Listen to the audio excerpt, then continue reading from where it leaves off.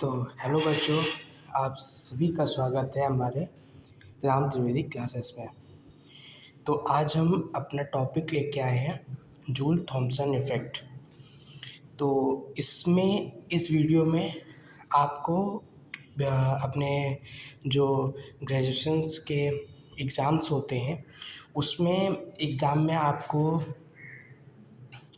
कैसे लिखना है और क्या नोट्स होंगे और साथ साथ में उसको समझाया भी जाएगा कि अ, कैसे मतलब आपको समझ में भी आएगा कि आपको लिखना कैसे है और ये जूल थॉमसन इफ़ेक्ट होता क्या है। ठीक है, तो स्टार्ट करते हैं वीडियो। और जिसमें और लास्ट में आपको इस चैनल के जो डिस्क्रिप्शन बॉक्स होगा उसमें आपको टेलीग्राम का लिंक भी मिल जाएगा और उससे आप ये नोट्स जो पीडीएफ है उसको डाउनलोड कर सकते हैं। तो स्टार्ट करते हैं जूल थॉमसन इफ़ेक्ट क्या होता है। और हम क्वेश्चन लेकर मतलब एक जो है क्वेश्चन लेंगे और उस क्वेश्चन के आंसर को कैसे लिखा जाएगा और क्या मतलब होता है वो सारी बातें इसमें जानेंगे। ठीक है, चलिए स्टार्ट करते हैं। तो क्वेश्चन है हमारा,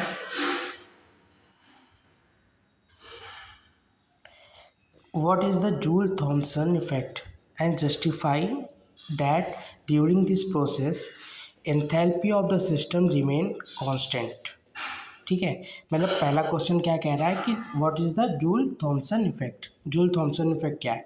फिर दूसरा है कि justify the during this process enthalpy of system remain constant, मतलब इस पूरे जो प्रोसेस के ड्यूरिंग जो है वो एंथैल्पी हमारी जो एच जिससे हम लोग डिनोट करते हैं वो हमारी सिस्टम की कांस्टेंट रिमेन कांस्टेंट रहती है, इसको हमें जस्टिफाई करना है। फिर also explain what to do understand by the Joule Thomson coefficient and inversion of temperature, मतलब हमें बताना है कि जो जूल थॉमसन कॉफिशेंट और इन्वर्जन जो है और इन्वर्जन जो टेम्परेचर है उससे हम क्या समझते हैं इसको बताना है। ठीक है, और drive the expression Joule Thomson coefficient का हमें ये mu -1/CP del H upon del P T. ठीक है, इसका मतलब कि ये क्या है, म्यू क्या है, जूल थॉमसन जो है कॉफिशेंट है हमारा, सीपी क्या है, हीट कैपेसिटी है कांस्टेंट प्रेशर पर। ठीक है, एच हमारा एंथैल्पी एंड पी हमारा क्या है प्रेशर और कांस्टेंट टेम्परेचर पर। और जो ये हमारा डेल का ये साइन है ये पार्शियल डिफरेंशिएशन हमारा। ठीक है, तो ये पूरा हमारा क्वेश्चन है, इसमें आपका सारा चीज़ें कवर हो जाएंगी। दूसरा हमने क्या क्वेश्चन लिया है, prove the thermodynamically that Joule Thomson coefficient of ideal gas is zero, मतलब जूल थॉमसन कॉफिशेंट जो है म्यू की वैल्यू आइडियल गैस के लिए क्या होती है, जीरो होती है, इसको हमें प्रूव करना है। And also deduce the expression for the real gas in term of van Waals constant. ठीक है, और जो रियल गैस होती है, ठीक है, जैसे आपने पढ़ा होगा ideal gases and real gases क्या क्या डिफरेंसेस है, बहुत सारे टॉपिक है वो। ठीक है, आपने देखा होगा उसको। तो हमें उसके एक्सप्रेशन को यहाँ पर ड्राइव करना है। ठीक है, तो चलिए स्टार्ट करते हैं।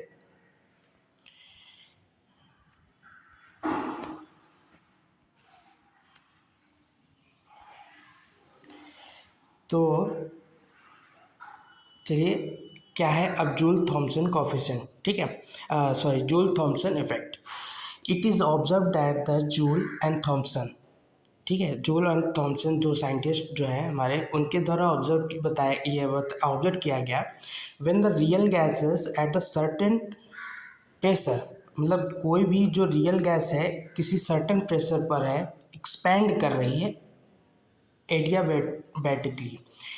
इसका मतलब क्या होता है, मतलब हीट कांस्टेंट होगी, मतलब हीट जो है सिस्टम से छोड़कर सराउंडिंग, मतलब वहाँ लॉस होगा, मतलब टोटल जो क्यू की वैल्यू होगी वो आपको जीरो दिखने को मिलेगी, मतलब एक सिस्टम से दूसरे सिस्टम में जा रही लेकिन उसका लॉस वॉस नहीं, हीट कांस्टेंट है वो सिस्टम का। ठीक है, तो क्यू एडियाबैटिकली मतलब क्यू का मतलब यह क्यू क्या होगा, जीरो हो जाएगा। ठीक है, हीट कांस्टेंट रहेंगे। जो चेंज होगा उसमें जो भी इधर से उधर हीट जाएगी वो सिस्टम में ही रहेगी और कोई लॉस नहीं होगा उसका। ठीक है, मान लो जैसे कि ये जो आपने देखा है एक ग्राफ में, यहाँ पर इंसुलेटेड ट्यूब लगा दी गई तो हीट का जो सराउंडिंग में हीट जो फ्लो नहीं करेगी।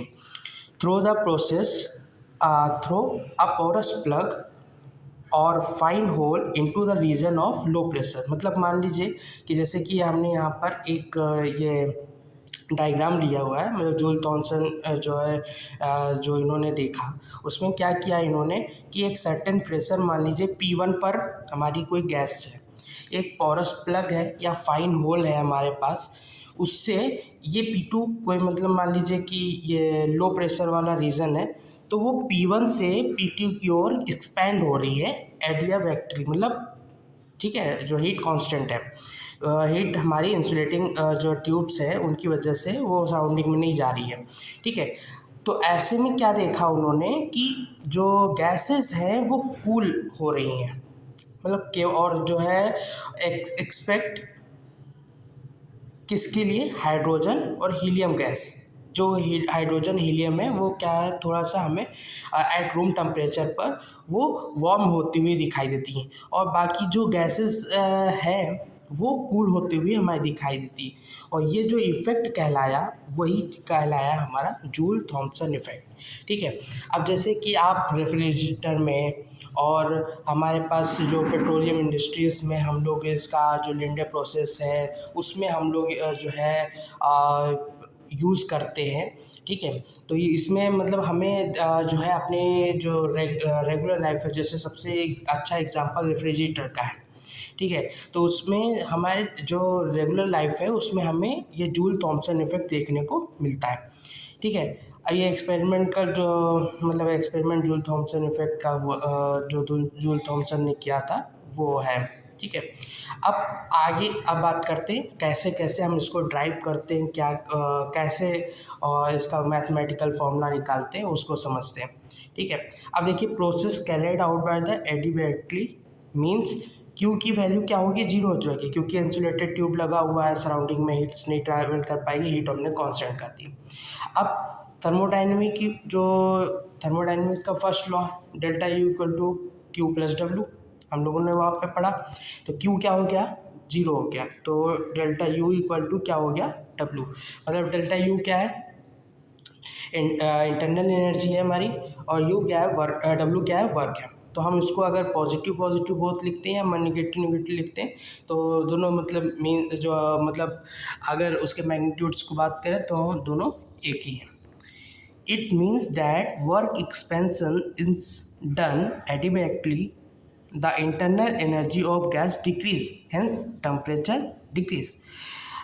मतलब जैसे है कि जो है W इक्वल टू क्या होता है, अगर हम एक्सपेंशन की बात करें P डेल्टा B होता है। ठीक है, माइनस P डेल्टा V। अगर वर्क एक्सपेंशन इज डन एडिबैक जो है एडियाबैटिकली जो है वो वर्क हो रहा है हमारा।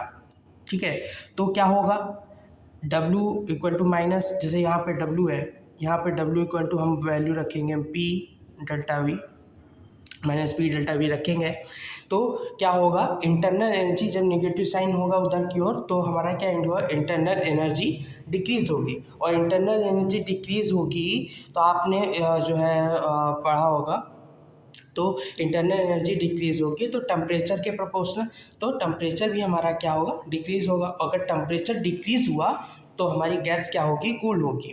In fact a part of internal, मतलब इसका मतलब क्या हुआ कि a part of internal energy is used up overcome the attracting existing among the molecule. जो वंडरवॉल फोर्सेस लग रहे थे गैसेस मॉलिक्यूल में, उससे ओवरकम होने के लिए कुछ पार्ट जो है, सम पार्ट जो इंटरनल एनर्जी का था उसका वहाँ पर यूज़ किया गया। ठीक है, तो यहाँ तक की बात रही, आगे देखते हैं। अब मान लीजिए हमारा क्या है, work done on system left side, मतलब जो हमारा P1 V1 वाला था उस दिन उस समय क्या हुआ, work done minus P V1। Right hand side पे क्या हुआ, वर्क माइनस P2 V2। ठीक है, अगर हम अब इसमें नेटवर्क हम निकालें तो हमारा हो जाएगा -P2V2 प्लस P1V1। ठीक, अब हम लोग वर्क क्या कर रहे थे एडिवेटली, मतलब Q की वैल्यू क्या होगी यहाँ पर 0 हो जाएगी। ठीक है, या फिर जो है मतलब नेटवर्क की जैसे यहाँ पे जब मतलब हमने नेटवर्क देखा तो इधर राइट साइड में क्या हो रहा है, उसका कंप्रेशन हो रहा है, इधर से एक्सपेंशन हो रहा है तो उस साइड का क्या होगा, कंप्रेशन होगा, तो वर्क हमारा ये निकलेगा। अब W की वैल्यू हम इस जगह पर पुट करेंगे जो ये हमारी यहाँ से आई है, तो -P2V2 plus P1V1 U2 minus और डेल्टा U को हम लोग क्या लिख सकते हैं, U2 माइनस U1 लिख सकते हैं। अब सेम जो पार्ट जो सिस्टम है, जैसे जो सेकेंड सिस्टम है उसको एक पास कर लेते हैं, फर्स्ट सिस्टम वाला जो उनके वेरिएबल्स हैं उनको एक पास कर लेते हैं, P1V1 प्लस U1 हो जाएगा, और यहाँ P2V2 प्लस U2 हो जाएगा। अब एंथैल्पी का भी फॉर्मूला मतलब यहीं पे, तो डेल्टा H2 मतलब ये सिस्टम 2 और H1 सिस्टम 1, इनकी क्या होगी वैल्यू, एंथैल्पी की वैल्यू बराबर आ जाएगी। It means that when expansion of gas take place एडिवेटली थ्रू पोरस प्लग और fine hole, enthalpy of the system remain constant. तो हमारा यहाँ पर एक आंसर, हमने जूल थॉमसन इफेक्ट पढ़ा और हमने देखा कि एंथैल्पी कैसे कांस्टेंट होती है। अब जूल थॉमसन कोफिशिएंट के बारे में बात करते हैं, तो म्यू इक्वल टू क्या होता है, delta T del T upon del P H, मतलब एंथैल्पी तो कांस्टेंट ही रहेगी, तो उसको हमने ऐसे दिखाया जाता है, नोट करेंगे partial differential temperature with respect to pressure. ठीक है, जहाँ पर म्यू क्या है, जूल थॉमसन कोफिशिएंट है। फॉर कूलिंग के लिए क्या होगा, म्यू की वैल्यू पॉजिटिव रहती है, हीटिंग के लिए म्यू की वैल्यू निगेटिव रहती है, और म्यू इक्वल टू अगर 0 होता है तो गैस नाइदर हीटेड और cooled. It means that mu equal to 0 when only जो ये डेल टी है तभी 0, जब डेल टी 0 होगा तभी म्यू की वैल्यू क्या होगी 0। अगर नीचे वाली वैल्यू 0 होती है तो इनफाइनाइट तक वैल्यू उसकी पहुंच जाती है, इसलिए डेल टी की वैल्यू 0 होगी, तभी कोफिशिएंट की वैल्यू 0 हो जाएगी। It has been found that the every gas of defined temperature at which mu equal to 0 is called inversion temperature, मतलब कोई भी गैस जो है ऐसे टेम्परेचर पर जिसमें जूल थॉमसन कोफिशिएंट की वैल्यू 0 होती है, उस टेम्परेचर को इन्वर्जन टेम्परेचर कहते हैं। अगर इन्वर्जन टेम्परेचर की वैल्यू नॉर्मल हमारे टेम्परेचर जो रूम टेम्परेचर है उससे ज़्यादा है तो वो कूलिंग की ओर, नहीं तो वो हीटिंग की ओर जाता है। ठीक है, अब most of gases at higher pressure have the, ये हमारा कुछ एक्स्ट्रा पॉइंट है, most of gases at higher pressure have two inversion temperature called lower and upper inversion temperature, मतलब जब गैस कोई हमारी हायर प्रेशर पे होती है तो वहाँ पे दो इन्वर्जन टेम्परेचर हमें ऑब्जर्व होते हैं, एक लोअर एक अपर। अब इनमें थोड़ा सा डिफरेंस होता है, जो अभी हमने ऊपर पढ़ा वो अपर है और हम लोअर इन्वर्जन टेम्परेचर की बात करते हैं, सेम है, डिफिनेशन सेम है, ठीक है, जो है is that the temperature at which the mu equal to 0 वही सेम है, बट विच इज़ यहाँ पे क्या लिखा है, which is much below at the room temperature, जो लोअर इन्वर्जन टेम्परेचर है वो रूम टेम्परेचर से मच बिलो देखने को मिलता है।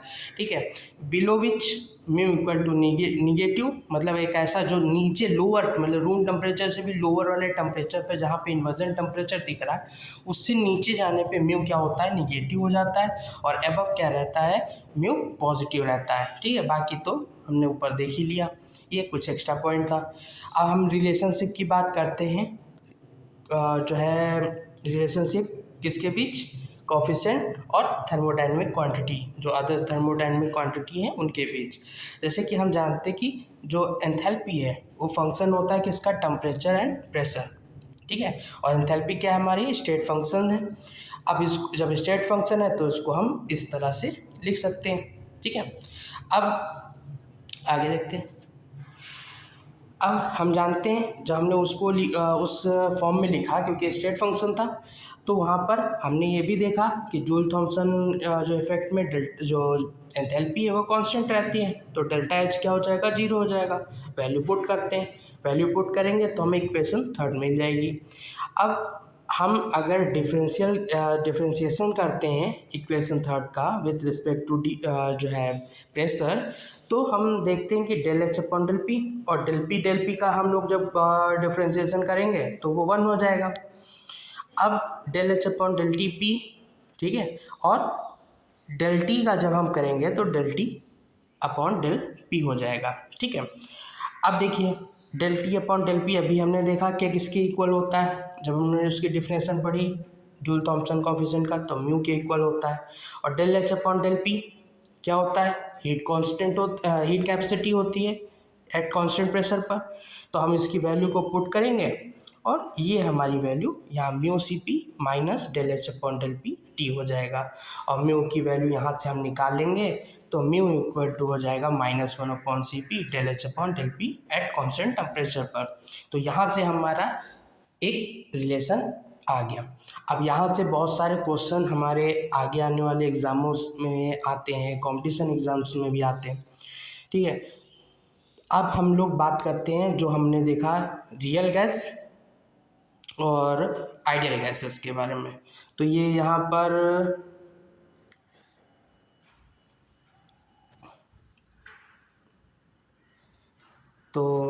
ये यहाँ पर आइडियल गैस होगा। तो Joule Thomson effect of ideal gases, तो यहाँ पे ये तो हमारा क्या हो गया, ये तो हमारा हो गया इसका जो हमने अभी वो उसका जो डेरिवेशन किया है उसका तो फॉर्मूला लिखा हमने, H इक्वल टू क्या होता है एंथैल्पी U प्लस PV होता है, ठीक है। अब हम H की जगह पर उसकी पोजीशन पर हम लोग ये वैल्यू पुट करेंगे, तो del U upon del P, मतलब हम उसको जो है पार्शियल डिफरेंशिएशन U का इंटरनल एनर्जी का करेंगे प्लस PV का करेंगे विथ रिस्पेक्ट टू P। अब देखिए हम इसको इस वैल्यू को ऐसे भी लिख सकते हैं, मतलब डेल वी से डिवाइड और डेल वी से हम लोग क्या करें मल्टीप्लाई कर दें। तो हम जानते हैं del U upon del V ideal gases के लिए जो जूल लॉ बता रहा था कि क्या होता है कि जीरो होता है। ये कौन किसने जो है इसके पहले किसने बताया, जो जूल लॉ बोलता है ये, ठीक है। तो यहाँ पे देखा del U upon del V zero होता है आइडियल गैसेस के लिए। अब देखिए पीवी क्या है, कांस्टेंट होता है, पीवी इक्वल टू एनआरटी होता है, ठीक है। क्या होता है, पीवी इक्वल टू एनआरटी होता है वहाँ पर। तो एनआरटी मतलब जो मतलब एक आइडियल गैसेस है तो फिक्स सब चीज़ें होंगी, कांस्टेंट होंगी, तो वो पीवी जो है कांस्टेंट टर्म हो जाएगा। अगर कांस्टेंट किसी भी कांस्टेंट टर्म का हम डिफरेंशिएशन करेंगे तो वो जीरो ही आ जाएगा, तो म्यू की वैल्यू क्या हो जाएगी, और ओवरऑल जीरो हो जाएगी। तो आइडियल गैसेस के लिए म्यू की वैल्यू क्या होती है, जीरो होती है। अब देखिए अब रियल गैसेस की बात करें, रियल गैसेस में कोफिशिएंट होंगे ए एंड बी, होते कि नहीं होते, ठीक है। जो है अब यहाँ पर अगर हम 1 n इक्वल टू 1 मोल्स के लिए हम बात करते हैं तो हमारी फर्स्ट इक्वेशन ऐसे आएगी। आगे की ओर चलते, वन डू वाल गैसेस का इक्वेशन सही है।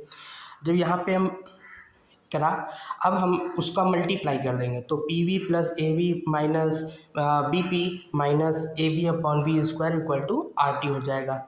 अब सेकेंड इक्वेशन ये हमें मिली। अब इस टर्म को हम क्या करेंगे, नेग्लेक्ट कर देंगे, क्यों, क्योंकि ए भी स्मॉल क्वांटिटीज़ होती हैं और वी जो है हमारा वैल्यूम जो है वो लार्ज क्वांटिटी, तो ओवरऑल जो है वैल्यू बहुत स्मॉल हो जाएगी, तो उसको हम नेग्लेक्ट कर सकते हैं। तो हमारी थर्ड इक्वेशन कुछ ऐसे बनेगी नेग्लेक्ट करने के बाद। अब यहाँ से हम लोग पीवी की वैल्यू निकालेंगे, तो मतलब थोड़ा सा एडजस्टमेंट करना है, तो यहाँ से हम लोग v की वैल्यू निकाल लेंगे, v equal to R T upon P minus A upon R T plus B, ये इक्वेशन 5 बन जाएगी। अब हम इसको इक्वेशन 5 को जो हम डिफ्रेंशिएट करेंगे विद रिस्पेक्ट टू टेम्परेचर, तो जब टेम्परेचर से रिस्पेक्ट करेंगे तो ये पहले टर्म में जो टी है, ठीक है, इसकी पावर 1 है, तो ये क्या हो जाएगा, हमारे पास इसकी वैल्यू 1 आ जाएगी, ठीक है, डिफ्रेंशिएशन करने के बाद। और ये इसकी पावर नहीं जो है टी की पावर -1 आएगी ऊपर करने के बाद, तो इसको जब डिफ्रेंशिएशन करेंगे तो -1